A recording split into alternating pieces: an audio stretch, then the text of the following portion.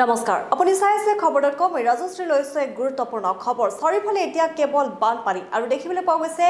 অখিল গগৈৰ পৰা আহিছে মন্তব্য যে মুখ্যমন্ত্ৰীৰ ঘৰত যেতিয়া পানী সোমাব তেতিয়াহে আচলতে মুখ্যমন্ত্ৰীয়ে বান কি সেয়া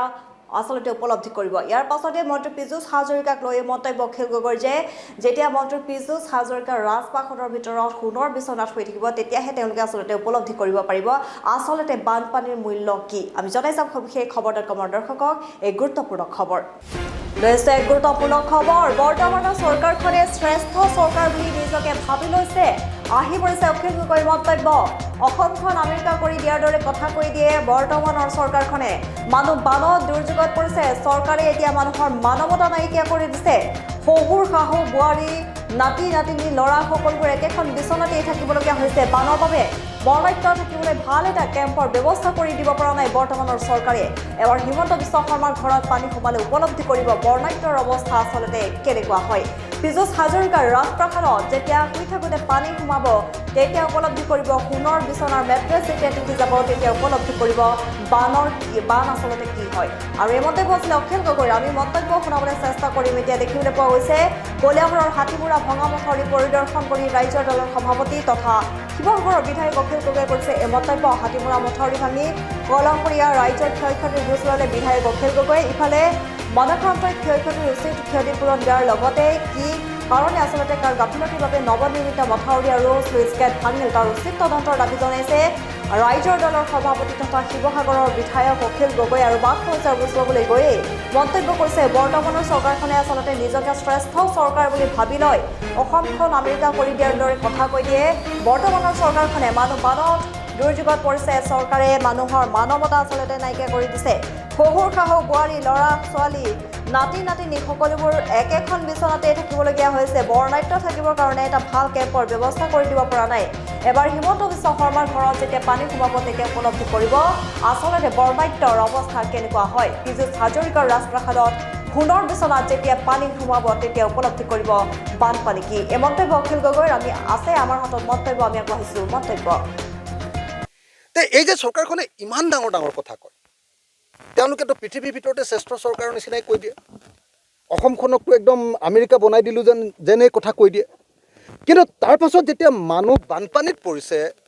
যেতিয়া মানুহ দুৰ্যোগত পৰিছে সেই সময়ত কিন্তু চৰকাৰখনে অসমখনক মানৱতাৰ বধ্যভূমিত পৰিণত কৰি পেলাইছে মানৱতাৰ বধ্যভূমি মানুহৰ মানৱতা নাইকিয়া কৰি দিয়া অৱস্থা কৰি দিছে মানুহ এতিয়া নিজৰ বোৱাৰীয়েক শহুৱেক শাহুৱেক চব একেখন বিচনাতে পুতেক নাতিনীয়েক নাতি নাতিনীয়েক চব একেখন বিচনাতে 6জন 7জন মানুহ থাকিবলগীয়া পৰিস্থিতি কৰি দিয়া হৈছে ড্ৰেইনৰ ওপৰত এতিয়া মানুহ থাকিবলগীয়া পৰিস্থিতি হৈছে এটা ভাল কেম্প বনাব পৰা নাই এইখন চৰকাৰে গতিকে মই দুটা স্তৰত আপোনালোকক কথাখিনি কৈছোঁ এটা হ'ল 1 নম্বৰ কথাটো হ'ল যে এনেকুৱাকৈ ব্ৰহ্মপুত্ৰ পৃথিৱীৰ ভিতৰত চতুৰ্থ বৃহৎ নদী চতুৰ্থ বৃহৎ পলস কঢ়িওৱা নদী নদীয়ে নহয় ডাঙৰ নদীয়ে নহয় পলস আটাইতকৈ বেছিকৈ চিলট্ৰেশ্যন হয় ইয়াতে তেনেকুৱা এখন নদীৰ লগত পৃথিৱীৰ ভিতৰত ডাঙৰ নদী এখনৰ লগত যেতিয়া খেলা কৰিছে খেলা কৰোঁতে যদি এইটো ভালকৈ গৱেষণা কৰি নোলোৱাকৈ ইয়ালৈ যদি ব্ৰহ্মপুত্ৰ পানী কঢ়িয়াই আনি আমি আমাৰ কলংখন বোৱাই দিম বুলি যদি কোনোবাই সপোন দেখিছে গৱেষণা নকৰাকৈ তেতিয়াহ'লে মই ভাবোঁ যে সেইটো মূৰ্খৰ চৰকাৰৰ বাহিৰে সেইটো কোনো চৰকাৰ নহয় এইটো এটা অপৰাধ এইটো মানুহক হত্যা কৰাৰ অপৰাধ গতিকে এই যিটো আজি মানুহ হত্যা হৈছে যে মানুহ কি কয় এই যে ডেম ভাগি যে হাজাৰ হাজাৰ লাখ লাখ মানুহৰ যে এনেকুৱা অৱস্থা হৈছে এইটো মানৱতাৰ হত্যা এইটো অপৰাধ এইটোৰ ওপৰত এনকুৱাৰী হ'ব লাগে কোনে এই প্লেনটো কৰিলে ভালকৈ গৱেষণা নকৰাকৈ ৱাটাৰ ৰিচোৰ্চ মিনিষ্টাৰ তেওঁক এনকুৱাৰী অন্তৰ্গত আনিব লাগে কেশৱ মহন্ত ডাঙৰীয়া তেওঁক আনিব লাগে ৰূপক শৰ্মা ডাঙৰীয়া তেওঁলোক আছেতো তেওঁলোকক আনিব লাগে অসমৰ মুখ্যমন্ত্ৰী ডাঙৰীয়া যিবিলাকে এই কলং বোৱাই নিয়াৰ অভিলাষী প্ৰকল্পটোৰ কথা কৈছিলে অথচ সেই প্ৰকল্পটো আমিও ছাপোৰ্ট কৰোঁ কলংখন বৈ গ'লেতো কোনে বেয়া পাব কলঙৰ বিষয়ে কিমান কিতাপত পঢ়িছোঁ সেইখন বৈ গ'লে কোনে বেয়া পাব কিন্তু কলং বোৱাই নিয়াৰ নামত তেওঁলোকে যিটো বহুৱালি কৰিছে মই বহুৱালি শব্দটো কৈ দিছোঁ আৰু বহুৱালি কৰিছে এইটো কেতিয়াও ছাপোৰ্ট কৰিব নোৱাৰে দ্বিতীয় কথা যে এই যে আপোনাৰ ডেমটো বনাইছে আপোনাৰ স্লুইচ গেটখন বনাইছে তাৰ যিটো কেলেংকাৰী তাত কোন কোন মন্ত্ৰীয়ে কিমান কমিশ্যন পাইছে এইটোৰ ওপৰত তদন্ত হ'ব লাগে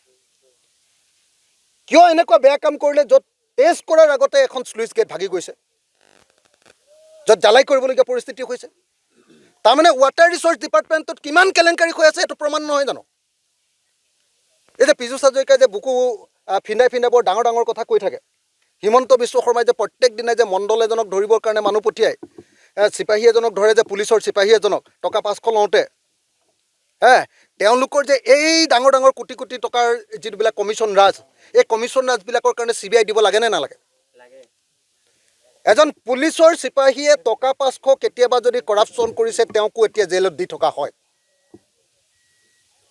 এজন মণ্ডলে যদি, মই মণ্ডলৰ কেলেংকাৰীক ছাপোৰ্ট কৰা নাই দেই, ভাল কথা, কিন্তু একেটা সময়তে এই যে 20 কোটি টকীয়া এই স্লুইচ গেট বনাইছে, যিটো স্লুইচ গেট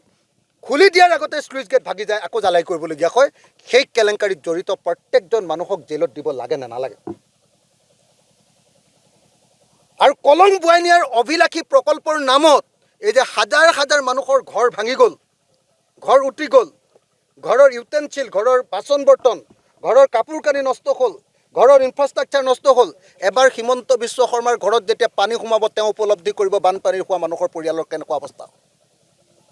এদিন যেতিয়া ড্ৰেইনৰ পানী হিমন্ত বিশ্ব শৰ্মাৰ ৰাজপ্ৰাসাদত সোমাব নহয়, পীযুষ হাজৰিকাৰ সেই ৰাজপ্ৰাসাদত যেতিয়া ড্ৰেইনৰ পানী সোমাব, আৰু তেওঁলোকৰ বিচনা যেতিয়া, তেওঁলোকে শুই থকা মেট্ৰেছ যেতিয়া,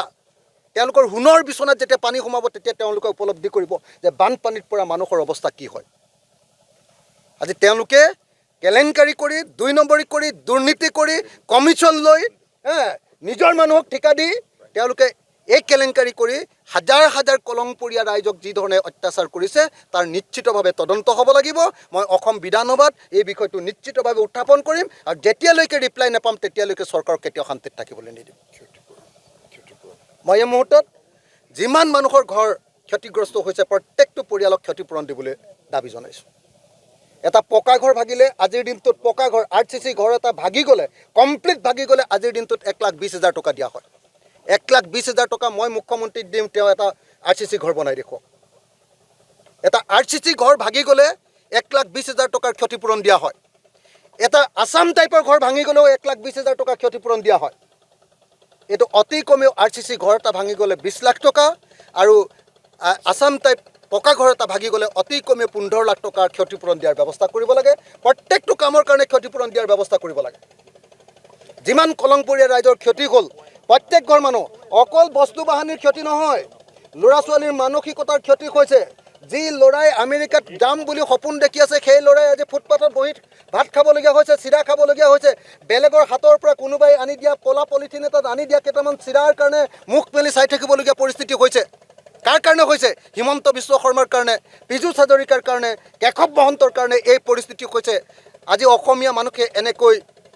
আপোনাৰ কলিয়াবৰৰ পৰা একেবাৰে আপোনাৰ জখলাবন্ধালৈকে লাইন পাতি ড্ৰেইনৰ ওপৰত থাকিবলগীয়া পৰিস্থিতি হৈছে। কাৰ কাৰণে? হিমন্ত বিশ্ব শৰ্মাৰ কাৰণে, পীযুষ হাজৰিকাৰ কাৰণে, কেশৱ মহন্তৰ কাৰণে।